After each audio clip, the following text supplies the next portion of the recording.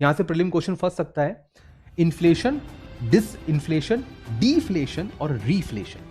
तो सबसे पहले इन्फ्लेशन क्या होता है? Increase in prices and decrease in purchasing power. Simple सी बात है, कीमतों का बढ़ना और आपके जेब को कम कर देना।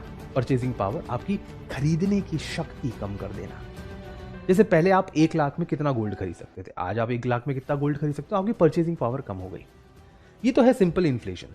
अगर इन्फ्लेशन परसेंटेज, मान लीजिए इन्फ्लेशन था आपका 5% का, 5% से इन्फ्लेशन घटकर 3% पे आ गया है। क्या हुआ है? पहले इन्फ्लेशन था 5%, अब घटकर 3% हो गया, यानी 2% कम हो गया है। महंगाई है लेकिन 2% कम हो गई है। इसे कहते हैं disinflation, increase in prices but at decreasing rate. महंगाई तो बढ़ रही है लेकिन उसका प्रतिशत कम हो गया है, उसे कहते हैं डिसइन्फ्लेशन। डिस का मतलब है इधर उधर खिसक जाना।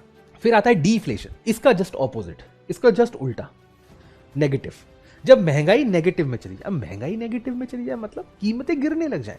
Decrease in prices and increase in purchasing power, जब चीजें सस्ती हो जाती हैं तो हम ज्यादा खरीद पाते हैं।